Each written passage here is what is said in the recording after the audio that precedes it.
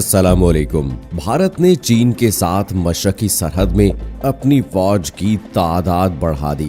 भारत और चीन की सरहदी अफवाज के दरमियान गुज़श्ता 4 रोज से पेंगोंग त्सू झील के जनूबी इलाके में झड़पों का सिलसिला जारी है और दोनों जानिब से एक दूसरे पर LAC की खिलाफ वर्जी का इल्जाम आयद किया जाता रहा है। भारतीय मीडिया के मुताबिक चीनी फौज के साथ झड़प में भारत की स्पेशल फोर्सेस का एहलकार मारा गया। मीडिया रिपोर्ट्स के मुताबिक भारतीय और चीनी फौज के दरमियान बॉर्डर पर झड़पों के 2 वाकयात में ये पहले फौजी एहलकार की हलाकत सामने आई है। चीन ने मोदी सरकार की जानिब से LAC पर भारतीय फौज के एहलकार की हलाकत के दावे की तरदीद करते हुए कहा है कि प्रोपेगेंडे और मनफी खबरें फैलाने से गुरेज किया जाए। आलमी खबर इदारे के मुताबिक चीन के वजारत खारजा की तर्जुमान हवा चांग ने मीडिया ब्रीफिंग के दौरान इस तासर की नफी की है कि हालिया दिनों में भारत चीन बॉर्डर पर दोनों ममालिक की फोर्सेस के दरमियान होने वाली झड़पों में भारतीय फौज का एहलकार हलाक हुआ है।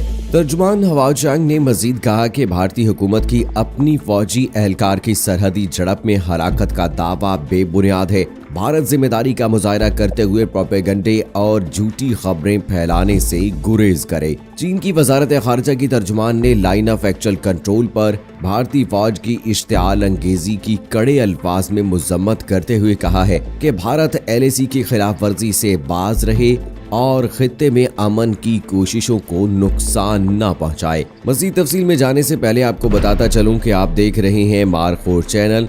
अगर आपने अभी तक हमारा चैनल सब्सक्राइब नहीं किया है तो अभी सब्सक्राइब करें, साथ में बेल आइकॉन को जरूर प्रेस करें ताकि लेटेस्ट अपलोड होने वाली हमारी वीडियोस का नोटिफिकेशन आपको बर वक्त मिलता रहे। वीडियो को लाइक करें, शेयर करें अपने दोस्तों के साथ और कमेंट बॉक्स में अपनी राय का इजहार जरूर करें।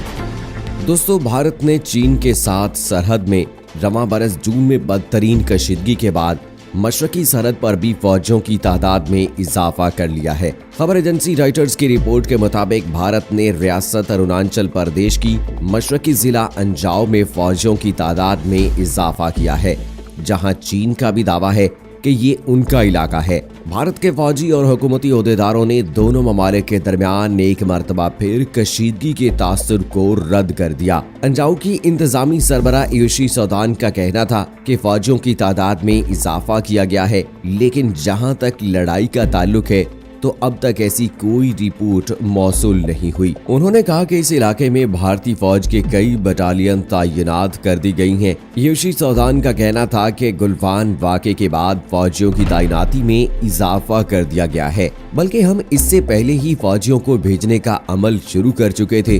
जून में चीन और भारतीय फौज के दरमियान होने वाली झड़पों में भारतीय फौज का भारी जानी नुकसान हुआ था। अरुणाचल प्रदेश को चीन जनूबी तिब्बत का इलाका शुमार करता है और यहाँ 1962 में दोनों ममालिक के दरमियान बड़ी जंग हुई थी और सिक्योरिटी माहिरीन ने खबरदार किया था कि ये इलाका कशीदगी का मरकज बन सकता है। भारतीय फौज के तर्जुमान लेफ्टिनेंट कर्नल हरीश वर्धन पांडे का कहना था कि मज़कूरा इलाके में फौजियों की नक्लो हरकत के हवाले से तशवीश की कोई बात नहीं है, बल्कि ये मामूल की सरगर्मी है। शुमाल मशरकी रियासत के सबसे बड़े शहर गुवाहाटी में मौजूद फौजी तर्जुमान का कहना था कि बुनियादी तौर पर ये यूनिट के तबादले का मौका है। जो कुछ हो रहा है वो मामूल के मुताबिक हो रहा है और इससे ज्यादा कुछ नहीं है। उन्होंने कहा कि सरहद के हवाले से किसी किस्म की परेशानी की कोई बात नहीं है। अरुणाचल प्रदेश से रुकने पार्लियामेंट टापर गाऊ का कहना था कि चीन की फौजी मुस्तकिल भारत की हदूद पार करते रहते हैं। अंजाओ के वॉल्विंग और चागला गांव के इलाकों को मुस्तकिल बदअमनी का शिकार करार देते हुए उनका कहना था कि ये रुझान मुस्तकिल बुनियादों पर है और कोई नई चीज नहीं है। भारत का मौक़िफ़ है कि 1962 में चीन की पेशकदमी अंजाव के इन पहाड़ी इलाकों में रोक दी गई थी और अब हुकूमत की तवज्जो उन पहाड़ी और झरनों की सरजमीन में सड़कों समेत दीगर तामीरात पर है। हर्षवर्धन पांडे ने कहा कि हम गांव वालों को ज्यादा से ज्यादा मौके देने और बेहतरी के इम्कानात पैदा करने की कोशिश कर रहे हैं। उनका कहना था कि ये लोगों को यहाँ दोबारा आबाद करने की एक कोशिश है। 31 अगस्त को चीन और भारत ने हिमालय की सरहद पर एक मर्तबा फिर एक दूसरे पर इश्तियाल अंगेजी का इल्जाम आयद किया था। भारतीय फौज ने एक बयान में कहा था कि 29 और 30 अगस्त 2020 की दरमियानी शब में पीपल्स लिबरेशन आर्मी ने लद्दाख के मशरकी हिस्से में जारी कशीदगी के दौरान फौजी और सिफारती राब्तों के दरमियान होने वाले गुज़श्ता इत्तफाक़ राय की खिलाफ वर्जी की और इश्तियाल अंगेज फौजी नकलो हरकत की ताकि हैसियत को तब्दील किया जाए। चीन की फौज ने जवाब में कहा था कि भारतीय फौज ने 4200 मीटर बुलंदी पर वाक़े झील के करीब पेंगोंग तिसू के मकाम पर सरहद अबूर की और इश्तियाल अंगेजी करते हुए सरहद में हालात में तनाव पैदा कर दिया। People's Liberation Army regional command की जानिब से जारी बयान में मजीद कहा गया था कि चीनी फौज इस तमाम कार्रवाई के इंसदाद के लिए जरूरी इकदाम कर रही है, क्योंकि भारत इलाकाई खुद मुख्तारी की संगीन खिलाफ वर्जी कर रहा है। चीन की वजारत खारजा ने कहा था कि उन्होंने हमेशा लाइन ऑफ एक्चुअल कंट्रोल का एहतराम किया है और कभी भी उसे अबूर नहीं किया। वजारत खारजा के तर्जुमान जाओ लिजियान ने कहा था कि दोनों अतराफ के सरहदी फौजी दस्तों ने जमीनी मसाइल पर मवासलाती राब्ता बरकरार रखा हुआ है। कबल-ए-अज़ीम 20 जून को गुलवान वादी में कशीदगी के दौरान 20 भारतीय फौजी हलाक हो गए थे, जिसके बाद दोनों फरीक पीछे हटने पर रजामंद हुए थे।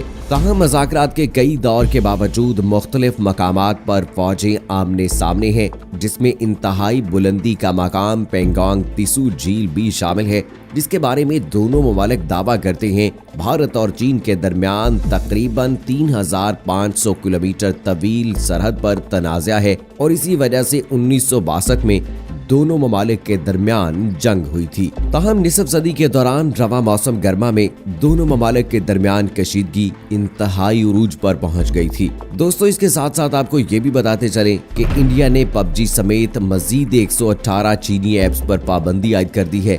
लद्दाख के मुतनाज़ इलाके में चीन से होने वाली हालिया झड़प और सरहदी सूरत हाल के बाद पबजी और 118 चीनी ऐप्स को भारत में ब्लॉक कर दिया गया है। भारतीय वजारत इंफॉर्मेशन टेक्नोलॉजी की जानिब से जारी बयान में कहा गया है कि ये फैसला मुल्की सालमियत और खुद मुख्तारी के मफाद में किया गया है। याद रहे कि ऑनलाइन गेम पबजी दुनिया भर के नौजवानों में मारूफ गेम है, जबकि भारत में इसके तकरीबन 5 करोड़ सारिफीन हैं और रोजाना 1.25 करोड़ से जायद भारतीय पबजी इस्तेमाल करते हैं। दूसरी जानिब ऑनलाइन गेम पबजी पर पाबंदी के फैसले को भारत में तनकीद का निशाना भी बनाया जा रहा है, क्योंकि पबजी दरअसल जनूबी कोरिया की कंपनी की मलकियत है। ताहम इसका मोबाइल वेरिएंट एक चीनी कंपनी ने बनाया है, जो कि सिर्फ 10% शेयर्स की मालिक है और खुद चीन में भी इस ऐप पर पाबंदी आयद है। टीसेंट होल्डिंग्स लिमिटेड का वीडियो गेम पबजी दुनिया भर के टॉप 5 स्मार्टफोन्स गेम्स में शामिल है और अब तक इसे 73 करोड़ 40 लाख से जायद मर्तबा डाउनलोड किया जा चुका है। 2 सितंबर को भारत में ब्लॉक की गई दीगर ऐप्स में games, online payment services, dating sites और सेल्फीज एडिट करने वाली सॉफ्टवेयर भी शामिल हैं। तो दोस्तों, आपके ख्याल में क्या भारत इस तरह से ऐप्स पर पाबंदी लगा के चाइना से अपना बदला ले सकता है, अपनी भड़ास निकाल सकता है? आपको क्या लगता है, इसमें कोई कामयाबी होगी या फिर ऐसे ही नरेंद्र मोदी की खाम ख्याली है? अपनी राय का इजहार कमेंट सेक्शन में जरूर कीजिएगा। मुझे अगली वीडियो तक इजाजत दीजिए। फी अमानिल्लाह।